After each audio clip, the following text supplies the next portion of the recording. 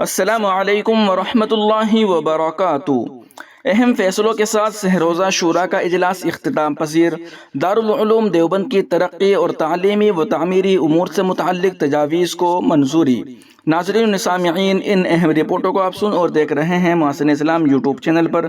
تمام تازہ ترین اپڈیٹ حاصل کرنے کے لیے ابھی ویڈیو کے نیچے سبسکرائب والے آپشن پر کلک کر کے اس چینل کو سبسکرائب ضرور کر لیجیے گا۔ اس ویڈیو کے اندر بھی آپ کو 2 سے 3 خبریں سنائی جائیں گی۔ چلیے بڑھتے ہیں پہلی خبر کی طرف۔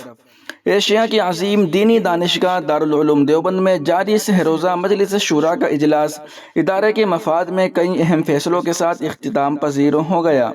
اجلاس میں اتفاق رائے سے ادارے کی تعمیر و ترقی اور نظم و نسق کے سلسلے میں اہم فیصلے لیے گئے۔ یہاں دارالعلوم دیوبند کے مہمان خانے میں پیر کی صبح سے منعقد سہ روزہ مجلس شورا کے اجلاس کی 5 اہم نشستیں منعقد ہوئی، جس میں اراکین شورا نے غور و فکر اور گفت و شنید کے بعد ادارے کی ترقی اور مسائل کے متعلق نہایت اہم فیصلوں پر اپنی مہر لگائی۔ اس دوران رکن شورا حضرت مولانا عبدالعلیم فاروقی کے انتقال پر تعزیتی تجویز پاس کی گئی۔ شورا کی میٹنگ کا کل آخری اور تیسرا دن تھا، جس میں ادارے کے موجودہ درپیش مسائل پر سر جوڑ کر غور و فکر کیا گیا اور ان کے حل کے لیے مضبوط لائحہ عمل بنانے پر اتفاق کیا گیا۔ وہیں ادارے کی سالانہ آمد و خرچ کی تفصیلات بھی اراکین شورا کے سامنے پیش کی گئی، جسے حسب ضرورت ترمیمات کے ساتھ اتفاق رائے سے منظور کیا گیا۔ ادھر الگ الگ نشستوں میں مجلس تعلیمی کے ناظم مولانا حسین احمد ہریدواری، محاسبی کے ناظم، تنظیم و ترقی کے ناظم، تعمیرات کے ناظم سمیت متعدد شعبوں کے نظماء نے اپنی اپنی رپورٹیں پیش کی، جن پر اراکین نے اطمینان کا اظہار کیا اور ضروری ترمیمات کے ساتھ انہیں منظوری دی گئی۔ اجلاس کی الگ الگ نشستوں میں ادارے کے طلباء کے لیے بہتر سہولیات فراہم کرنے اور تعلیمی نظام کو مزید منظم اور بہتر بنانے کے فیصلے کے علاوہ اساتذہ و ملازمین کے لیے رہائشی مکانات، دارالعلوم دیوبند کی وقف املاک کے تحفظ، ملازمین کی تنخواہوں میں حسب معمول اضافہ، طلباء کے وظائف جیسے امور پر بھی تبادلہ خیال کیا گیا۔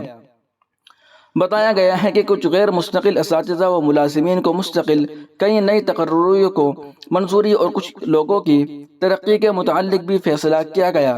وہیں جدید تعمیرات کے لیے نقشے پاس کرانے کو منظوری دی گئی۔ تلاوت کلام اللہ سے شروع ہوا اجلاس بدھ کی دوپہر حکیم مولانا کلیم اللہ علی گڑھی کی دعا پر اختتام پذیر ہوا۔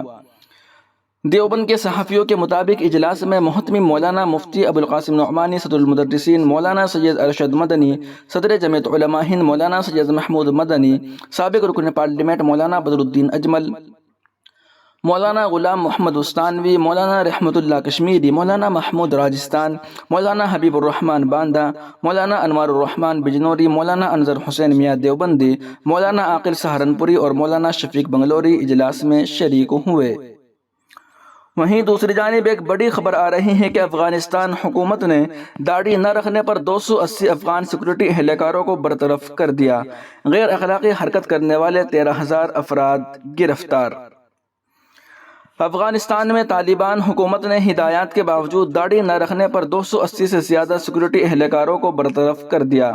طالبان نے جب افغانستان میں اقتدار سنبھالا تو اس وقت بغیر داڑھی والے سرکاری ملازمین کے لیے نئی ہدایات جاری کی تھی۔ طالبان نے سرکاری ملازمین کے لیے جاری کی گئی ہدایت میں کہا تھا کہ اب تمام سرکاری ملازمین اس بات کے پابند ہیں کہ وہ داڑھی نہیں منڈوا سکتے اور مقامی لباس پہننا ان کے لیے لازمی ہو گیا۔ میڈیا رپورٹس کے مطابق طالبان حکومت کی وزارات امر بالمعروف اور نہی عن المنکر نے اپنی سالانہ رپورٹ جاری کی ہے، جس میں کہا گیا ہے کہ حکومت نے داڑھی نہ رکھنے پر 280 سے زیادہ سیکورٹی فورس کے اہلکاروں کو برطرف کر دیا ہے۔ وہیں وزارت منصوبہ بندی اور قانون سازی کے ڈائریکٹر محب اللہ نے بتایا کہ گزشتہ سال کے دوران 13,000 ایسے افراد کو حراست میں لیا گیا تھا جو غیر اخلاقی حرکات کرتے ہوئے پائے گئے۔ ایک سال کے دوران 21,000 سے زیادہ موسیقی کے آلات توڑے گئے، جبکہ مارکیٹوں میں غیر اخلاقی فلمیں فروخت کرنے والے کمپیوٹر آپریٹرز کو بھی روکا گیا جو ہزاروں میں تھے۔